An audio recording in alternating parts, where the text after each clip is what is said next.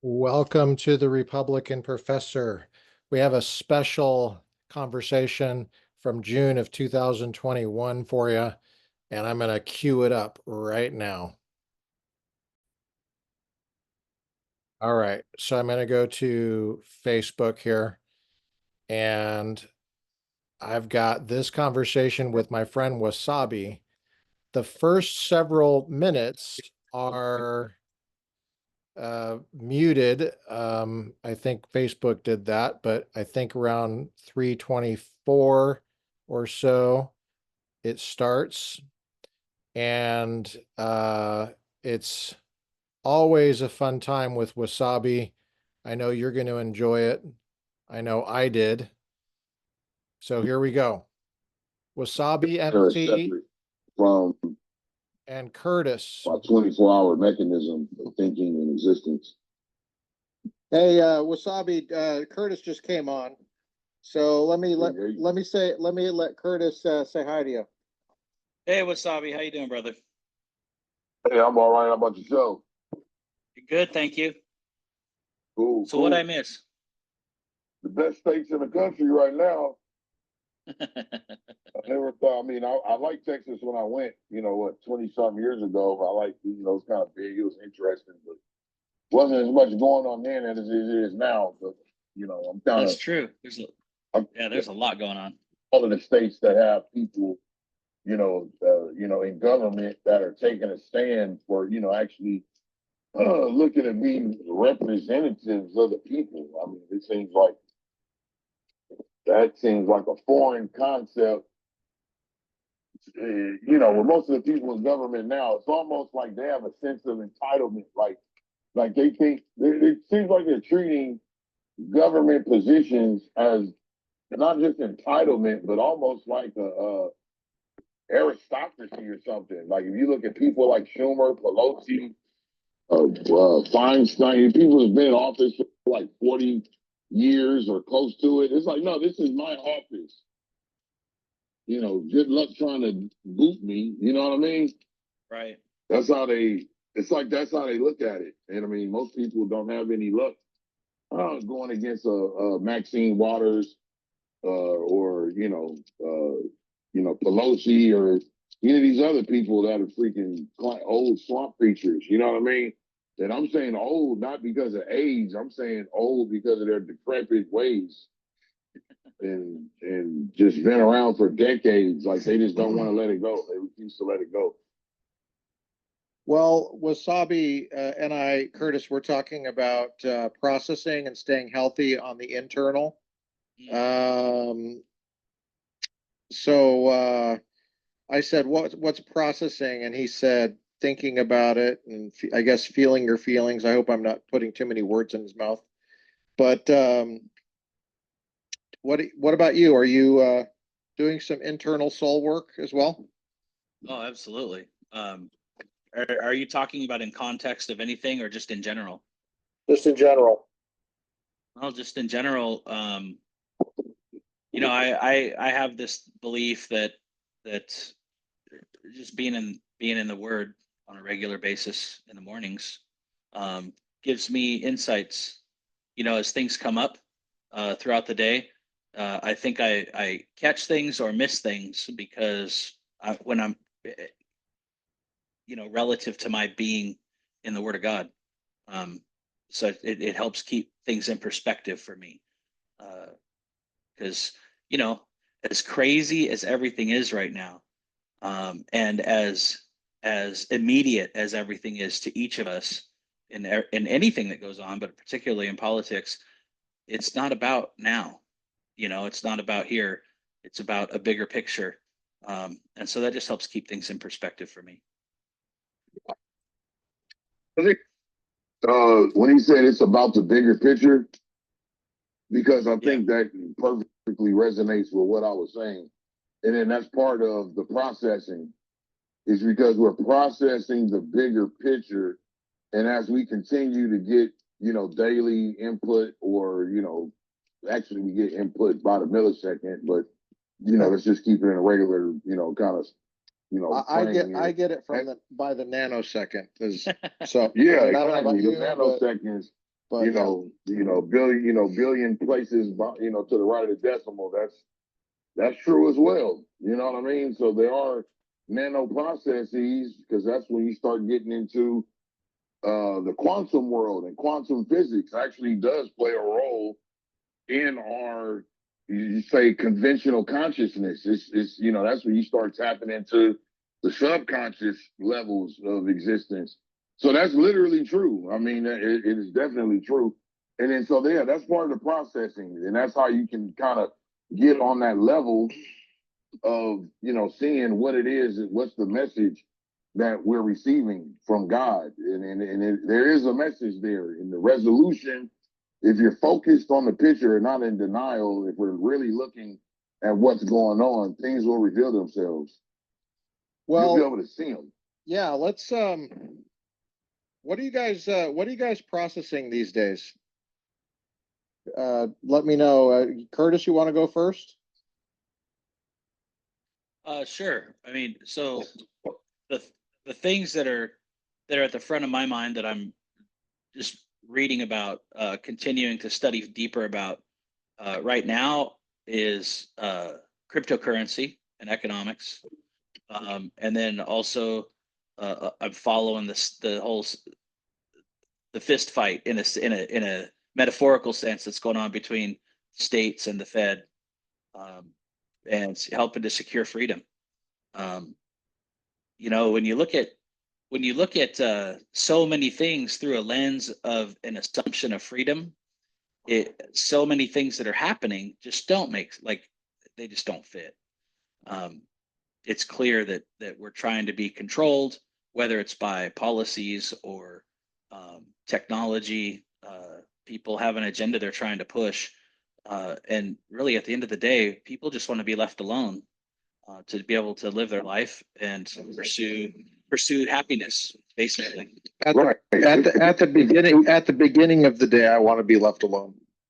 Right. I was wondering, because Not just at the Amen. end, the whole day, Amen. the Yeah, whole that's day, right. the whole day. Okay, sorry, Oh, Wasabi. right. Go ahead, Wasabi. Exactly, because Curtis wasn't on the line when we were talking about that, huh? About how the importance of having a representative government, and it seems like there are way too many people in government now who seem to have lost touch with that, because that to me sounds like that goes hand in hand with what he just said.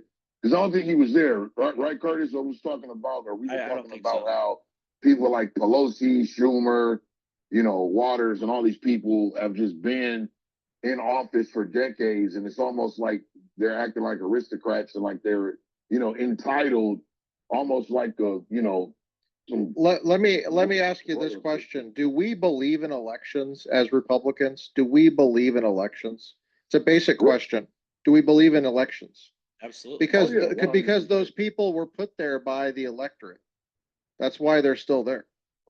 Yeah, kind of, sort of. That's the thing. That's where the philosophy and analysis comes in. So basically, I'm kind of saying what I'm saying based on the fact that we. Okay, I'm going to pause it right there. I'm going to pause it right there.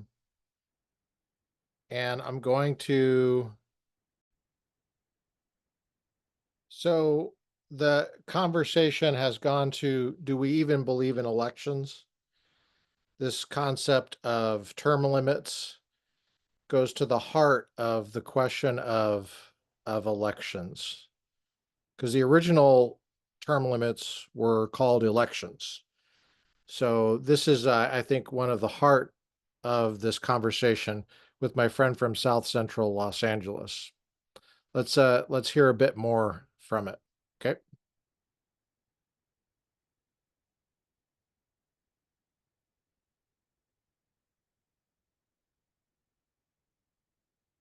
Here we go. Democratic Party, they're not going to back it up a allow bit. people to challenge Waters. How people like Pelosi, Schumer, Waters, and all these people have just been in office for decades, and it's almost like they're acting like aristocrats, and like they're entitled, almost like Let me ask you this question. Do we believe in elections as Republicans? Do we believe in elections? It's a basic question. Do we believe in elections? Absolutely. Because, Oh, yeah, because 100%. those people were put there by the electorate. That's why they're still there. Yeah, kind of, sort of. That's the thing. That's where the philosophy and analysis comes in. So basically, I'm kind of saying what I'm saying based on the fact that we know that like the Democratic Party, they're not going to allow people to challenge a Waters or a Pelosi. They don't allow it. But what you're saying then is that you don't believe in elections then? No, I Because do, but they don't. That's what I'm saying. That's not really an election. Like they're not really representing the people because the people are being coerced. So coercion is being accepted, whereas in a free society where we actually have free elections, things would happen. Just like if like we believe in voting, we believe in elections, then Trump would be sitting in a different location than he is right now because let me said something let me different than what let me happened. get Curtis in here. Curtis was saying something. Yeah, I think I don't know, maybe this is where you're going, Lucas, or maybe you didn't have any particular thing you were getting at, but it seems like Always we are stuck. It's always. It seems like we are stuck with who is getting voted into office, and part of the problem is people want it easy. They think life can be fair. They think that things can be evenly, you know, part of, like, I guess part of what makes a life better for people is having things done for them, not having the value of doing things for themselves. They don't want the personal responsibility. They want the government to do stuff for them. And so when the government comes along and says, "Hey, we're going to give you checks, and we're going to give you we're going to keep you safe in these ways, and we're going to take the dangers away this way," what people in general aren't thinking about when they're going to the voting booth is the government can't control that stuff, and the government doesn't make life fair. There is no fair in life. Life is a fight, no matter what. There's only trade-offs, and so too many people nowadays, I think, really are at their core willing to trade freedom for safety, or for a, a the potential of a utopia that makes their life easier, because they just want to do what they want to do. They don't want to fight to do what they want to do. But that's life. And if you don't want to fight to do what you want to do, then you're not living in reality. That's my take. That's why I was asking, do we believe in elections? And I think a simple, clear answer to that question is something that we need to nail down. Because I'm hearing both, I'm hearing two sides. I'm hearing two conflicting answers on that. And this is where the reason I bring this up is because term limits are really popular with some Republicans right now. And I'm against term limits because I think a term limit is the term of office. That's the term limit. I mean, Right. Right. because I believe in elections. Okay, maybe when you say, do you believe in elections, right? Maybe because of current events, and saying current events, that's kind of in including, the past few decades, right? But when you say, do we World believe in elections, world right? history. I I would say think world we need history. another adjective before elections, meaning, do we believe in free and fair elections? So that's like two adjectives before you say elections. So I believe in free and fair elections. So if the election is a sham, if it's just an illusion, then that really wasn't an election. And so there are people, put it this way, to use someone else's example, I saw a lady on the internet, about a year or so ago, maybe a year and a half, and she was a part, I think, of like the walkaway movement. I think she was one of those people with, Brandon Straka and them. I'm not sure if you're familiar with that, the walkaway movement. So she used to be a Democrat and she wanted to get in office. She wanted to run. She had been doing so much work. She helped so many others in her life get elected and things of that nature. She had been doing work in the community, and she said, "You know what? I can do this. I want to run for office." And the local Democratic hierarchy told her, "Well, no, it's not your turn yet. You know, just wait in line. If you want to do that, just give us a memo, and we'll let you know when it's time for you to run." And she said that completely turned her off. Like, she said that was part of what woke her up, is when she was told by the hierarchy, "No, wait, we'll tell you when, if and when you can run." And then she made the observation Hey, that the Republican Party wasn't like that at all. Wasabi, sorry, I don't mean to interrupt you, but there's a noise on your end, and it sounds like your microphone is scratching up against something. My end? Yeah, I think so. Let's see. It might be your beard or your shirt or something. It shouldn't be. I mean, I'm talking the same way that I always do. Let me turn this fan down a notch and see if that makes Okay. makes sense, or if that makes any kind of Okay. adjustment. But it shouldn't be, because I'm pretty still at the moment. Sounds good right now. Okay. Well, yeah, I just kicked my ceiling fan down a notch. Excellent. Yeah, that's like my not only radiate like radioactive, I mean like a radiator. It's like, you know, you got to keep the cooling system, you know, operational. Yeah. But yeah. All right. Sorry, I interrupted you. Sorry about that. Yeah. So yeah, where do we go? I was just sharing the information about that lady. Well, who used to be a Democrat. Right. You're saying free and fair. Here's the problem with that, is that if you lose the election, then it's pretty common for people to say that it wasn't free and fair. How do you know that you just don't it's not that it's not free and fair, but you just disagree with what the voters did? Yeah, I mean, how do you make that now to substantiate the fact that these things aren't free and fair? And so, like, even with the, you know, anecdotal evidence of the lady that I just shared with you, she was ready to run. She was going to run. She's been working in politics and helping other people run. She was literally told, like, "No, you're not going to run right now." There's all type of coercion and stuff that's going on right now. There's been dirty tricks, like, you know, more than just like, you know, little Tom and Jerry type little tricks. Sure. But actual coercive items that have been going on in the realm of politics, et cetera, et cetera.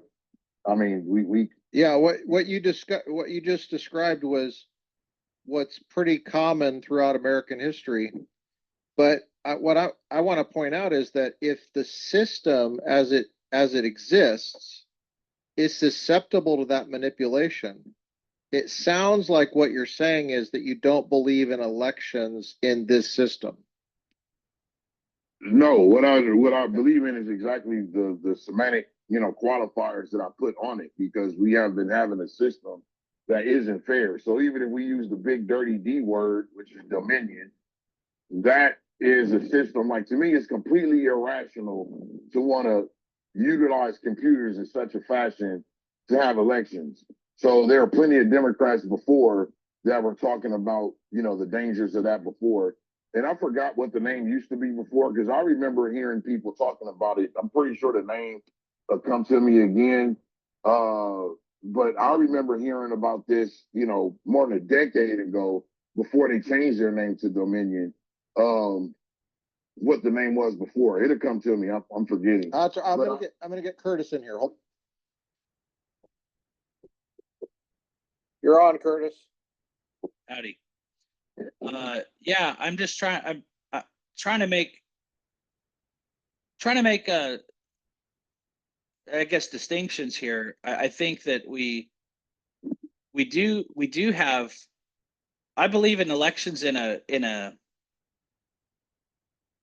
controlled environment. I think part of what decays the belief that things are going the way they should is the constant changing of rules. You know, I have a similar beef, I guess, with elections that I do with education. Education, like elections, isn't rocket science. There's some foundations to it. There's some constants to it. It works a certain way. You know, we're you know, when you build an engine, there's foundational parts to it that you need to make it work right. And same thing with an education. There's foundational parts that are always being manipulated. And ooh, we're coming up with the latest curriculum and changing things every single year. You know, and why are we changing things? Quite frankly, a classical education is still one of the best educations you can get, because you're learning all the foundations and you're learning how to think for yourself. And that's all now bled over into elections. Oh, we need to make elections better. We need to make them secure. Well, quite frankly, an analog election is one of the most secure ways to be able to do it. There's fewer ways to manipulate it. There's fewer potential. There's fewer potential inroads for hackers or for whatever. Like, there's just, even if they are secure, just that there are those possibilities out there for your average Joe to consider. They don't know if they're secure. They have no way of verifying. And so even if they are secure, it has the appearance of potentially being insecure. And that's a problem also. Yeah, did you all see that dude in Florida? Not Florida. I think it was Georgia, where he was. I feel Florida. No, I think it was Georgia. One of the guys is involved nationally in trying to figure out what's going on, what happened in November 3rd. He basically was talking to whatever the local government was, wherever he was, the legislature or something, and then they have in live time had hacked into a machine on the election that was happening. Yeah, I think it was Georgia. So he and his team was inside of one of the machines. He was like, "Hey, here's lifetime footage of what's going on in one of the machines right now. Like, here we go." And people are like, "Wow!" And then they're sitting there telling people the machines can't get on the internet. They were able to get in through a thermostat, excuse me, or something like that. So my point being is, there are certain things that we can already just accept as facts. Like, there are problems with how elections have been administrated, especially with this modern, age and implementation of technology. And then there were problems before, because corruption has been a problem for a long time, which, permeates beyond any one party or this, that, or the other. So we just have to recognize the fact that there's been corruption, and the elections have not really been free and fair in many contexts. Well, not everyone, but wherever they target, we just witnessed that in real time. Let's go ahead and just stipulate here. I think this would be the good thing to stipulate, that corruption is in every single election. It's not like it's in some. It just human nature. Human nature never changed at all. And Right. so now I think the question is for us is, how in the world do we mitigate as far as possible the problems that we know would be in any election, like corruption, temptation to cheat, all sorts of stuff. So what do we do? What are specific things that we can do? Have you thought about that? Do you want to go first, Kurtis, or? Well, it seems, I mean, I'll jump in there and say, I think that technology itself it's like it's not able to be really open source. People say that we need an open source election, and something that can be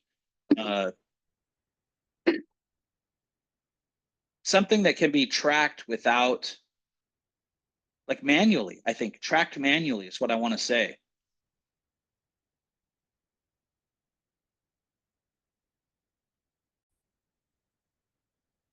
I think we need a manual analog election.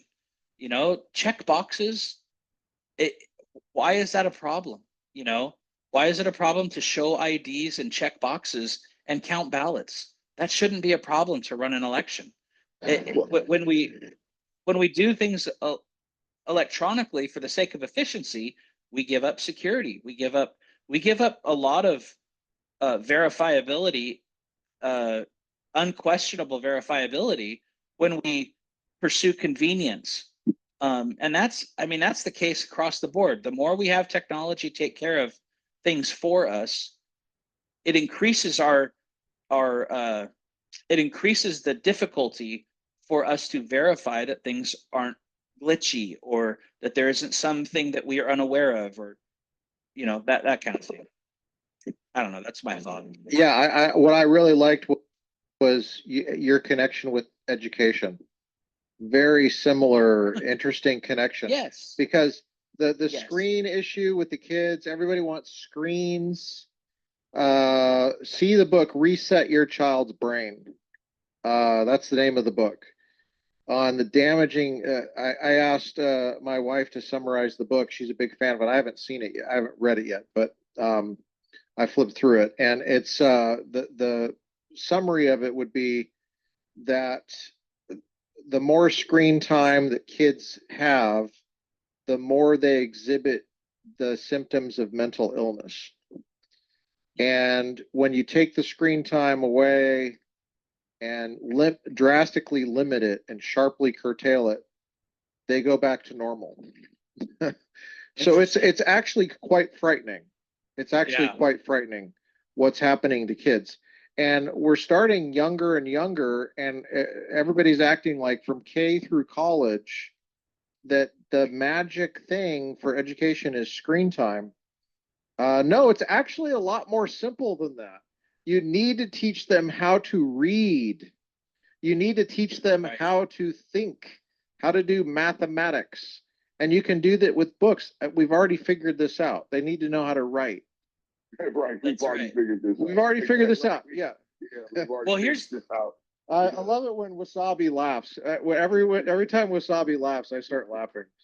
But yeah, because we laugh at the same thing. Real quick, if I may interject this, it reminds me of a thought I was having yesterday, right? Which I was rethinking about the old quote or adage or whatever, where it goes, why reinvent the wheel? Like, there's no need to reinvent the wheel. And then that kind of blends in with everything that we were just talking about, especially when Kurtis was talking about, hey, man, things were working fine before. Like, why do we need to change things to machine? So instead of so the way that what these people are doing to reinvent the wheel, these people are like banging out spokes with freaking sledgehammers. You know what I mean? Like, oh, we know a better wheel. This is what we do. Is stick a freaking sledgehammer and a sawzall to the freaking spokes of a wooden wheel of a Model T car. You know what I mean? It's like, no, we need the spokes. Knocking the spokes out is not going to make the wheel better.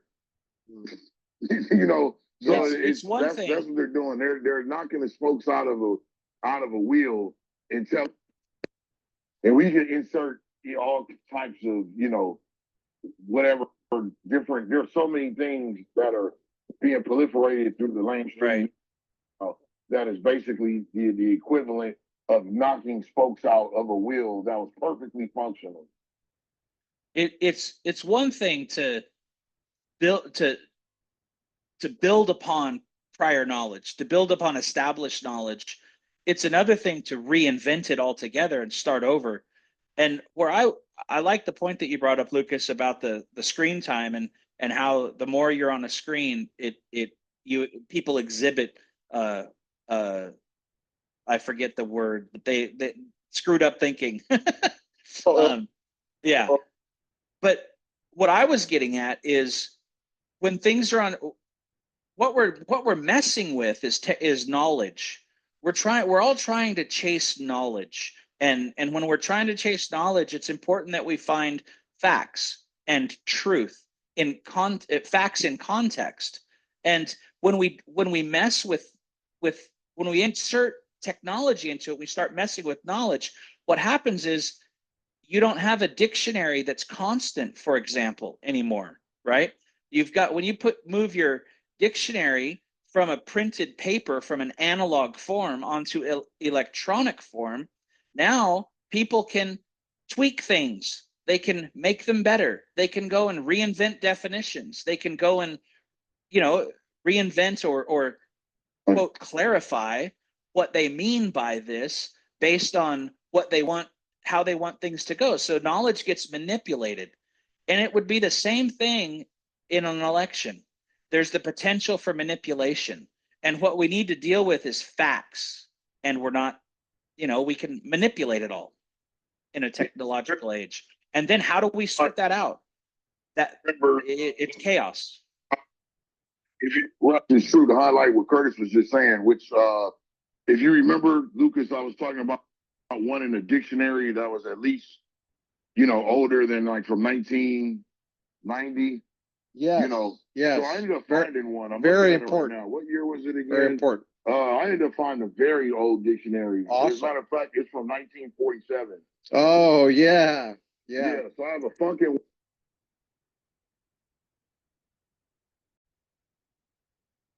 Wagnalls 1947 dictionary. Watch your language. Oh, sorry, funk. All right, sorry. Oh, right. Fucking Wagnalls. I know that'd be a great little say something to say. But yeah, 1947.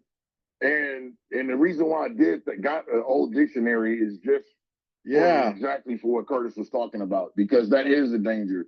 I've seen it already, right? Because there are words that I remember looking up, pre-internet.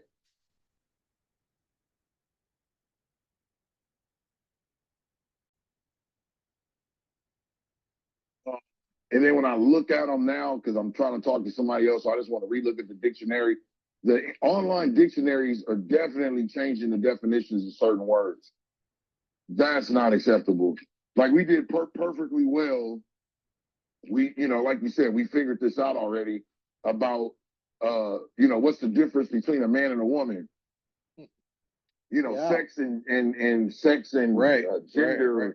Now it's like, no, gender is different than sex, but what? Yeah. No, that's not scientific. So interesting. That's just crazy. So I think, because I'm not disagreeing with Kurtis, but I totally get what you're saying.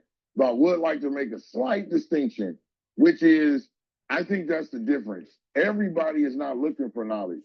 That's the difference between the people, because some people actually do appreciate knowledge and are looking for knowledge.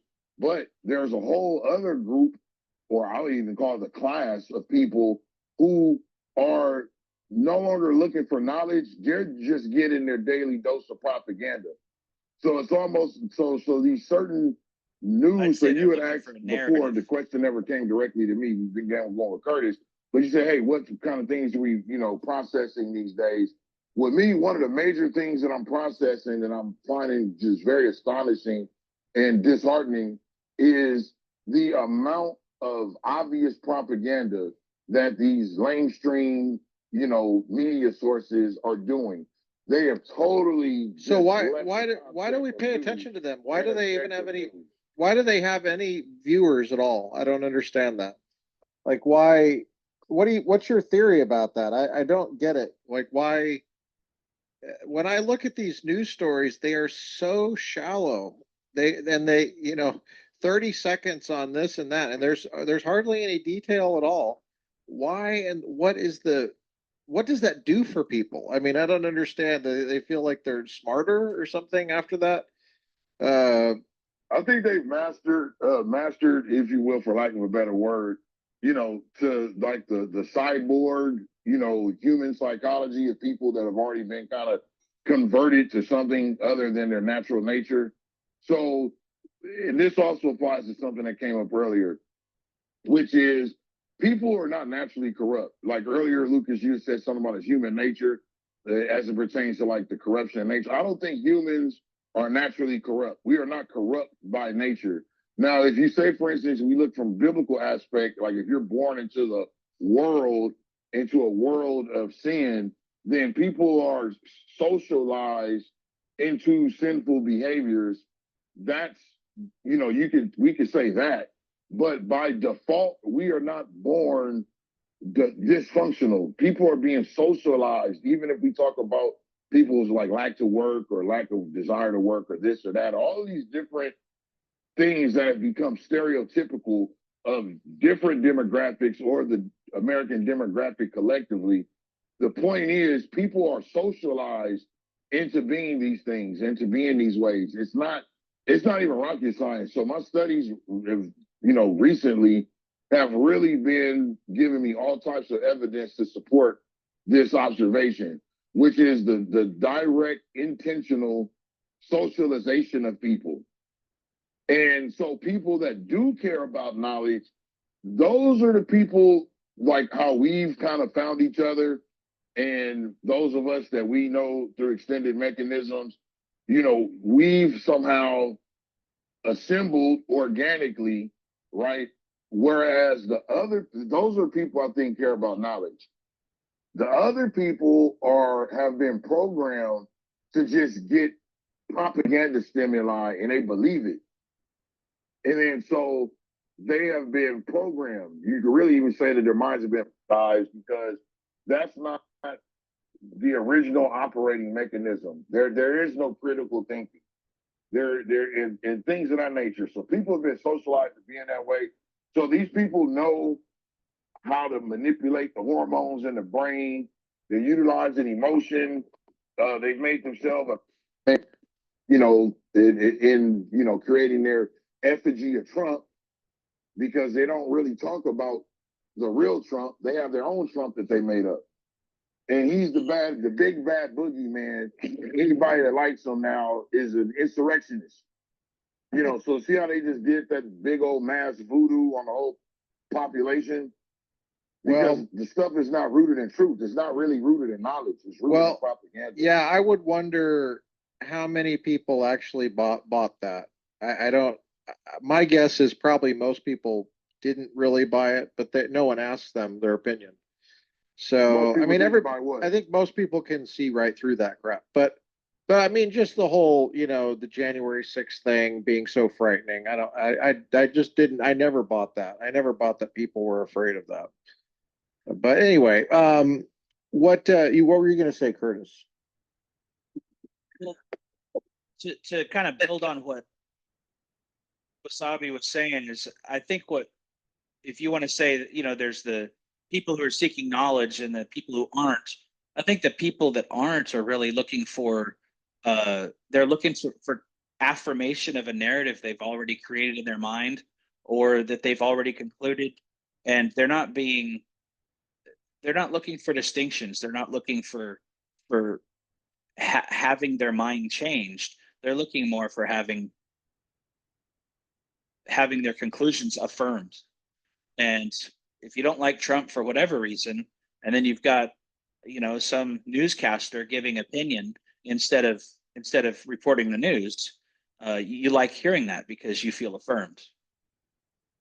It's very tribal. That's what I'm saying, because they made straw man Trump. And so that's part of the thing with hatred. Because like on one end, those forces act like, oh no, don't judge people who don't hate. But they are perfectly fine with hating Trump and hating Republicans. So hate okay. So as long as you hate who they tell you to hate is fine. We're dealing with a system now where the American flag is making people feel uncomfortable. Oh, and that's their country and they're not ours and all that. But if they were to see the fake rainbow flag, they would probably feel, oh, this is great. So they've actually put a new flag in motion, and it's all based on misinformation. So you have to reconquer the nomenclature basically, because this has been going on for decades, and we're in the crescendo right now, and things are trying to get organized here. But yeah, the programming, the socialization, they made straw man Trump, and since people have been programmed to hate him, they just believe all of the bad news that they hear.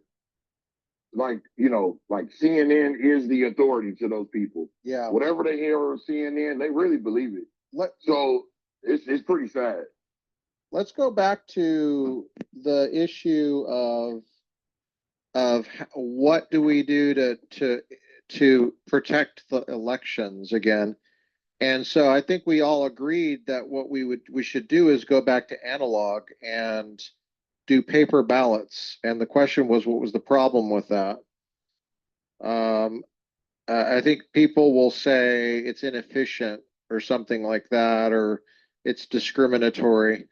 Do you guys have any ideas of how we can go back to, or how do we convince people that that's the way forward? Going back is the way forward. You have any ideas? Can you repeat that one more time?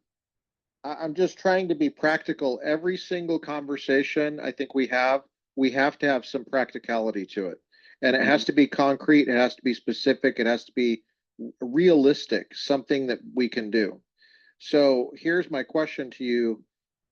How do we protect the elections? And we agreed that going back to a paper ballot would be the best thing, something that you can double check, count, without reference to any kind of creepy computer program. So that can be manipulated and conceal the accountability. So how do we do that? How do we convince people that that's the way forward, is to actually go backwards? Right. That's interesting because I mean I got that, but that's one of the interesting things to bring up Trump again, because that's kind of what's implied in Make America Great Again, right? But one side took that to just totally ran it to the wrong location. Oh, he wants to go back to this and that. It's like, no, no, no, no. That's not what Make America Great Again means. So yes, so that's kind of encrypted within that phraseology. So basically, I think it's a combination of things that we've mentioned here. Like, go into, there's no need to try to reinvent the wheel. The wheel works fine just like how it is. Now, yes, we can improve on the wheel, like you say, putting rubber on top of the external of the wheel. Okay, makes your ride smoother, things of that nature.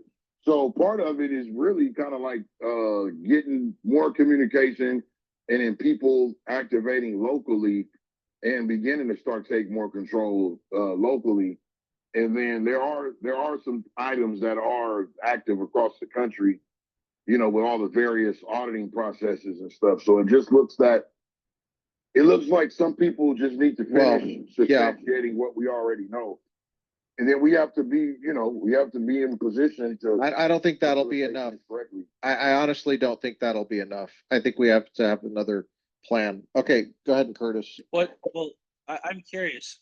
I'm curious, Lucas, what you think when you're saying that won't be enough. What more is in your mind or not? Reasons we want to go back to paper ballot is because it's easy to audit, right? Well, we're talking about auditing, that's the problem we're trying to fix. Is that stuff is manipulative. People have a low attention span. They want to move on. It's a little bit easier to do. Well, let me give you this analogy, okay? I'm not sure if this will help, but I've been thinking about this quite a bit recently. And so here's my analogy. I did a post on physical books recently, the importance of having physical books. Kurtis, I'm not sure if you saw that. I know that Wasabi saw it, but someone asked why physical books, and it was one of my former students who's now a major in the Air Force and flies planes. And I said, well, I gave an answer, and I talked about the medium and the risk that you have with online books or digital books, and the vulnerabilities in either case. And in either case, you're going to have a physical item that you read from, right? It's either going to be a device or it's going to be the book itself. And my point to him was that, like a plane, a book that needs electricity is like a plane that needs gas. But the difference is books were never designed to need electricity. That's something that we added to them. So, it's a limitation of the plane that it needs gas. It's also the gas that powers the plane. So the power is the limitation. The same thing with the device that has 1,000 books on it. The power of electricity is what powers that, but that's also the limitation of it. And it also really prevents you from sharing a book, because if you have one device, how do you share the book and keep reading yourself? Whereas, like, if you have 1,000 books, you can share a book and keep reading your book. It's no big deal. Also, but here's the big thing, that the issue of censorship, the idea that your books could be censored somehow without even your knowledge of it, is quite disturbing to me. I've been doing those posts where I mention certain words and I get the tag automatically. One of my friends said the word jab in her post, and it immediately got the tag, the vaccine tag, and just the word jab. And so, it's amazing what technology can do, and it's a little creepy because if you're what would happen if there was some kind of program that just added certain disclaimers or tags to 10% of your books, your digital books, and removed, I don't know, 10% of the text without your knowledge of it. I mean, you'd have to really know those books to even notice the stuff was gone. Right.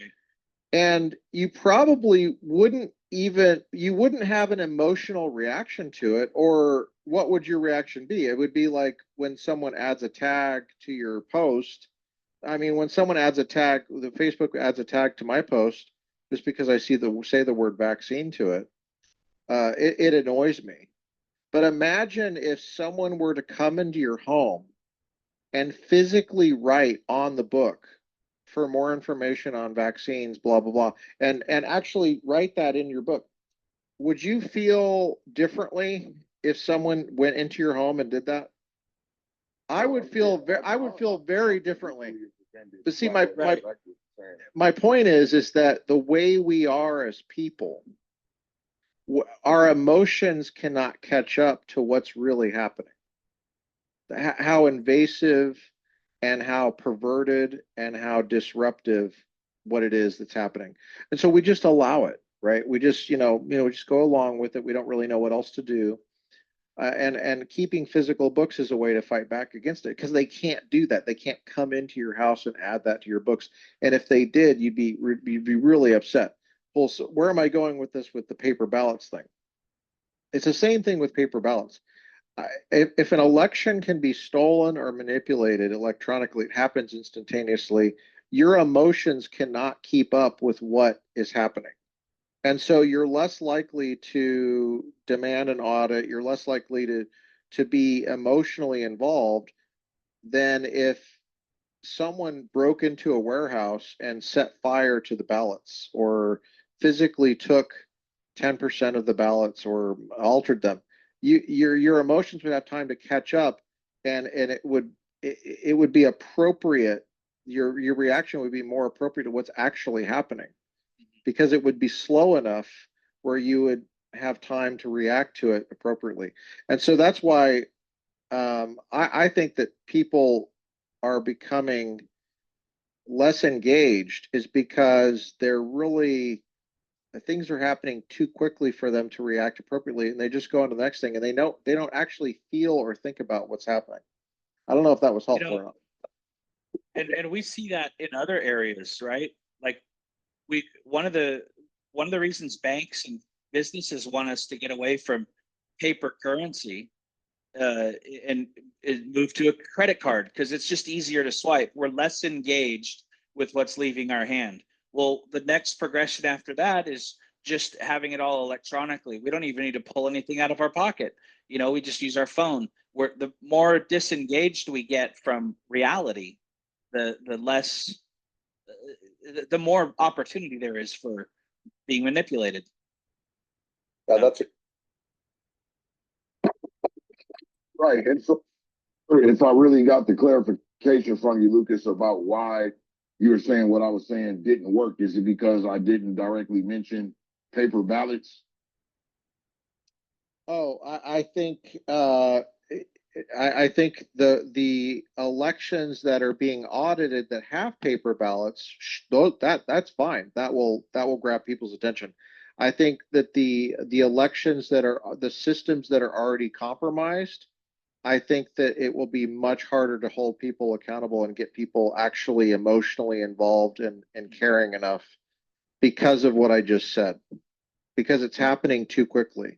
I understand the degrees of that. Are you familiar at all with what Mike Lindell has been working on and how he has those information packets, No, those packet transfers? Okay. no. Well, yeah, he has a pretty interesting what he discoveries in those information packets. I don't know if I'm using the right word, but I know packets is one of the words.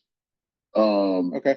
As far as what he's discovered with his, you know, super elite team of, they call them white hat hackers, and they have the actual, what he's saying is that they have the actual proof of the electronic side. So there's different degrees of what is actually going on nationally.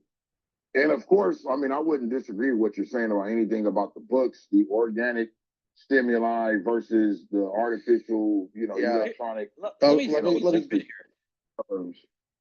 Let me jump in here.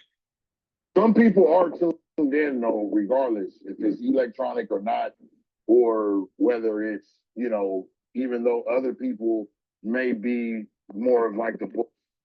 Yeah, Well, I understand. I understand that. Have their senses intact. Okay, let's get Kurtis in here.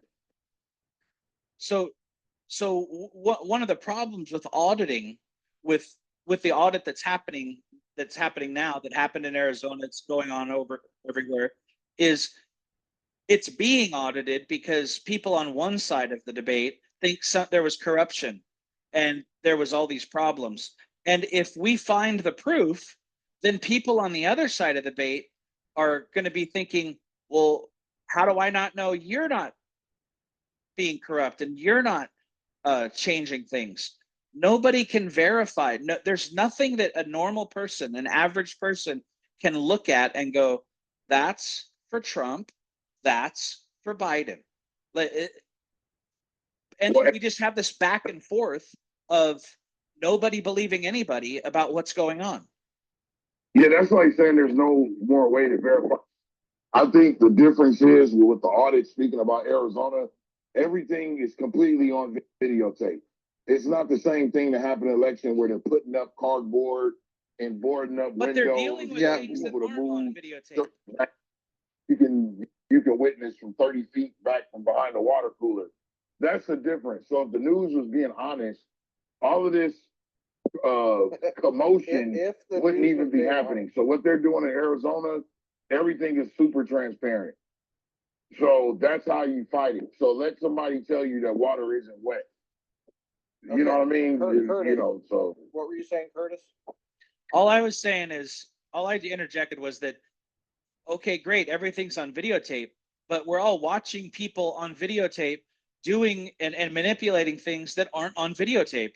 We're looking at things on the computer, the computer bits, the packets, that's not on videotape. And even if it could be on videotape, we have no idea what that all means because we're not all high-level programmers. Yeah. So there's an inherent problem with auditing something electronically. Yeah. So people that packet captures, the people that have the packet captures, because I don't want to get this stuff too mixed up. But bottom line is, for people who do have the proper certifications, that's one of the things that Mike Lindell is requiring for anyone he's going to share the information with. Like, they have judicial standards, they have industry standards of how to verify electronic information. Okay, right. Those things exist. Now, unless people are in the data, yada, yada, yada, blah, blah, blah, they don't know that, but it doesn't take long to find out what the rules are. So as far as his packet captures, that he has the original packet captures from that night and for those couple of days, there is a way to verify that is the original packet capture. Those are the original packet captures. Sure, when you have something actually on videotape, like what the news is telling people to ignore, when those people sent everybody home in Georgia, and then all of a sudden, here's a videotape of them pulling some freaking dang crates from under the table, Right. right? And hey, let's start counting these. Oh, let's count these a few times. So that's evidence that the corrupt media is ignoring. Okay, and then even something as basic as, okay, how do you have more voters than there are registered voters? Yes. That makes no sense. Yes. Okay, so if the news was being honest, that wouldn't even be an issue. So they are being extremely diabolical in keeping just basic information away from people. So the things are not as complicated as is being made to seem in actuality. It's not that complicated. So certain points of facts are being ignored by the obvious opposition because they're not reporting news. They're not being objective at all. Yes, but the reason those people have jobs in the news is because people are corrupt. Because they have an audience. I mean, everybody could be saying what you're saying, but that's not happening. It's only people that like Trump that are saying what you're saying. That's not true. So sometimes we have to watch when we paint with broad brushes.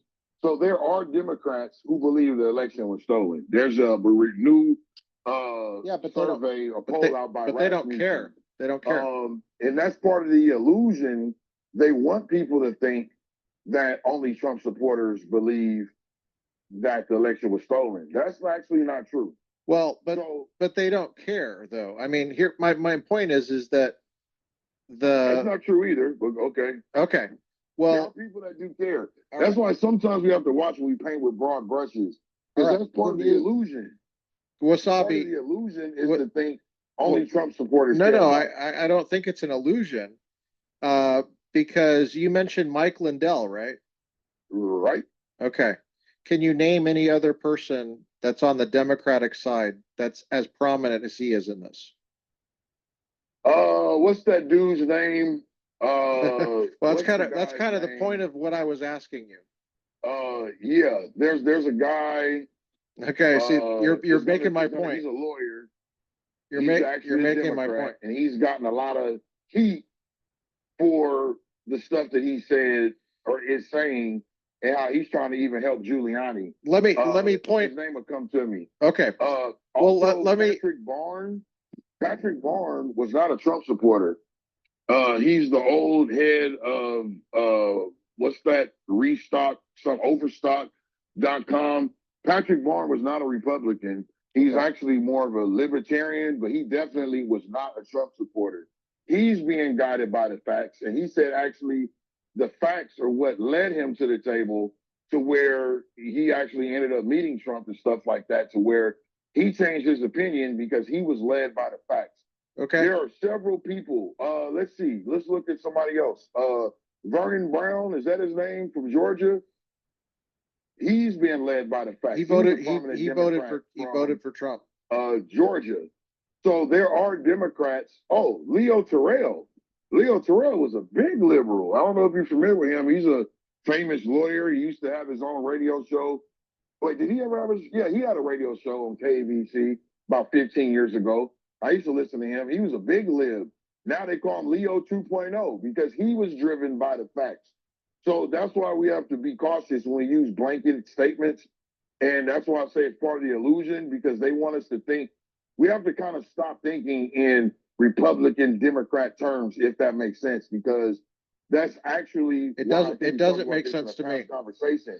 That's why the term swamp is so good, because the swamp includes different political parties.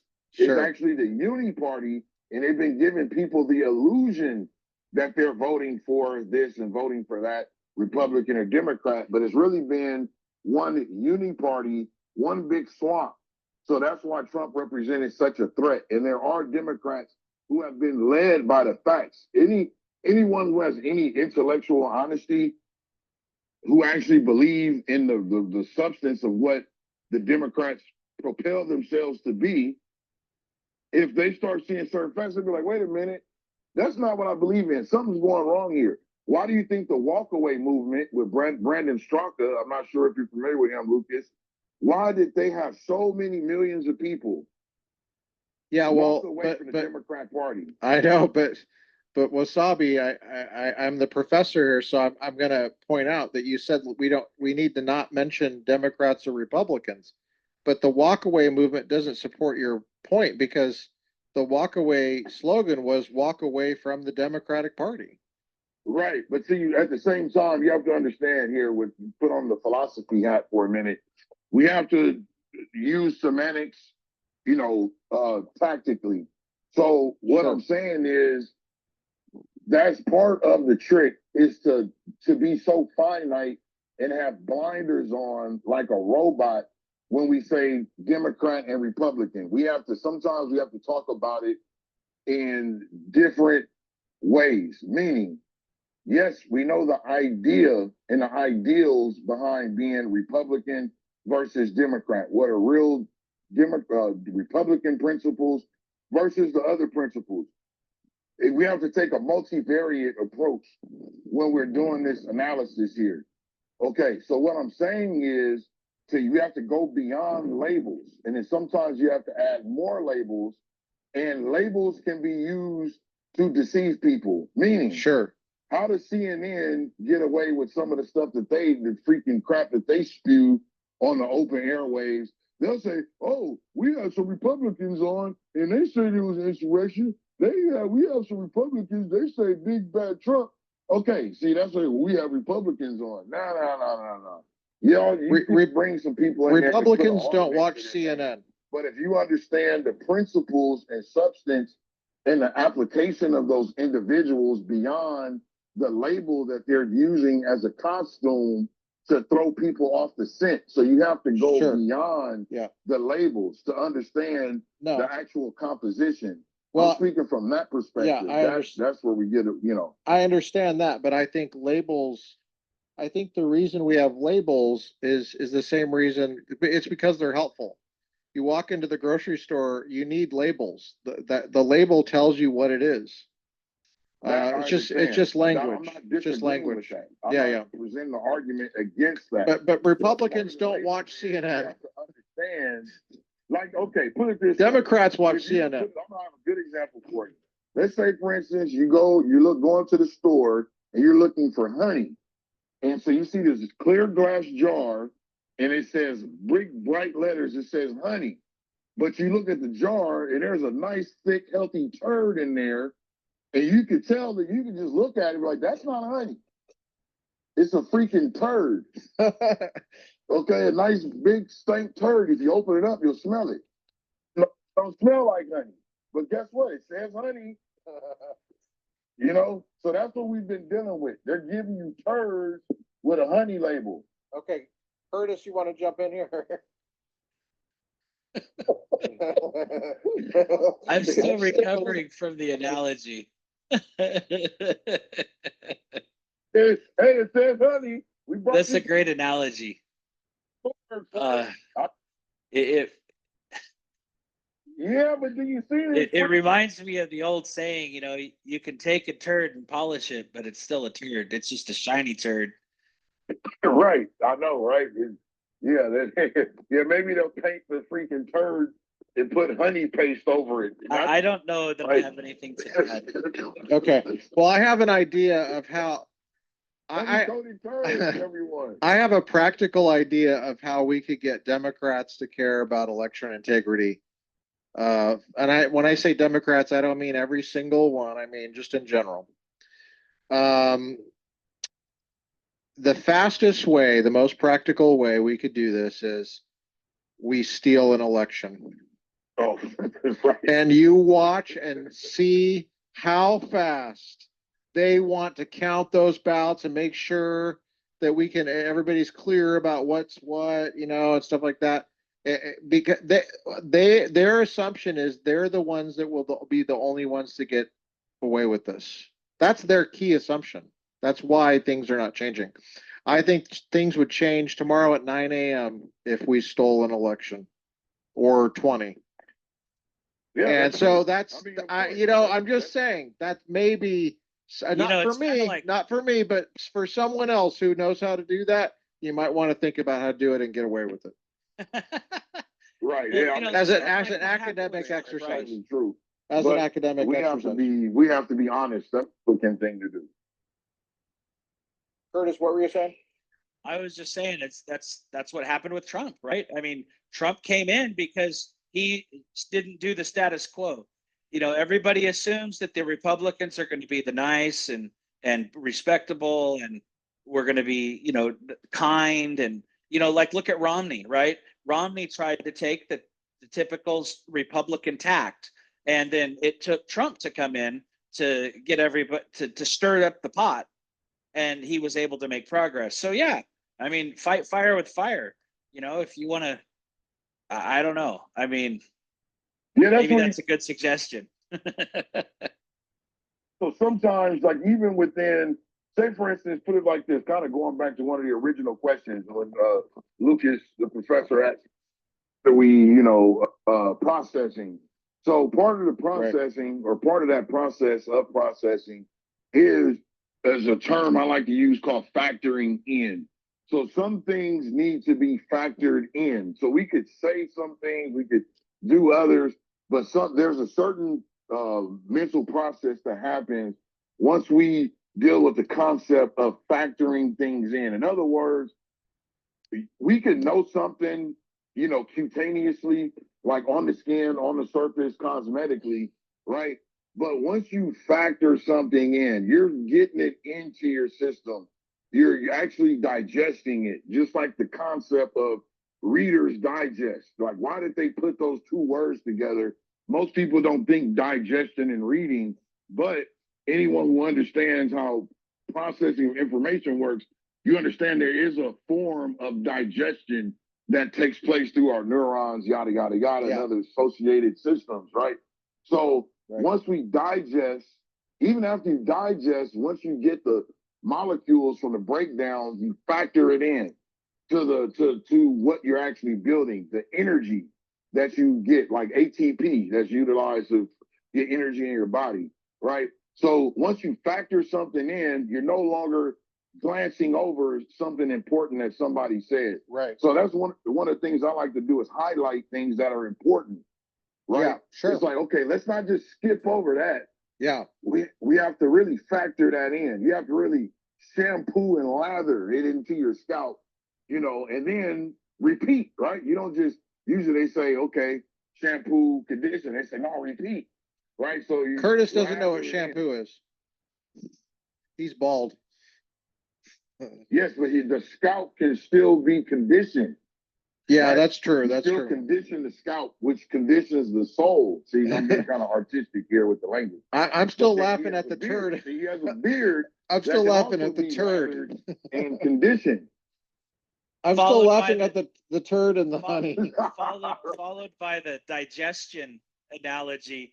We're really internalizing a lot of things here. But it's true, right? I mean, when you see it, because there's always artists involved with any major movement throughout history, right? What would the Sistine Chapel be without the work at the ceiling? How many chapels? 16? Oh, right. Yeah, 16. Or also known as quinceañera. Oh, no, that's 15. Oh, my bad. Man, you were fast. Wait. Listen to him, dude. You're like multilingual. Yeah. Aquí says 60. 60. I can't even say the word. 60 is 16, so 60. I know. Back to Michelangelo painting the Sistine Chapel, right? Same thing with That's a lot of chapels to paint. Da Vinci, the works that he did. He wasn't just an artist that painted, Ramona Lisa. Ramona the Brave. Her name was Ramona Lisa. He painted Ramona Lisa, right? But he also did a lot of engineering type of things, helicopters and balloons and floating balloons and art. There's art all along the pyramids, throughout the whole thing. You can go to any ancient, civilization that actually did stuff. There's always art. I mean, actually, letters are actually art. We just got used to it, right? And it's used as a mechanism of language and conferring ideas and sound, but it actually is art. That's why, you know, different languages look a different way if you're not using the same, you know, system of letters that we do. And that's a form of art. So yeah, art is very important. So even artistic language that helps us to understand the intricacies, some of the metaphors, you know, because people that formulated language, they dealt with these things. That's why sometimes there are parallels and the analogies they fit. Like when we talk about, you know, Reader's Digest. Right. All right. Well, let's, Curtis, do you want to add anything to that? No, I don't have anything really to add at this point. I'm sorry. Well, I think that's a good point to end on. This episode up. I think we agree that we need to have simpler ways of verifying elections. We shouldn't have to explain anything about computers to do that. Should be just about looking at, anybody could look at something and verify. Average everyday people should be able to do it, and it should be able to, it might take a little bit longer, but just get shifts of people counting and that should be fine. Good old padlocks. The memo, Lucas. You know, paper ballots are racist. Yes, that's true.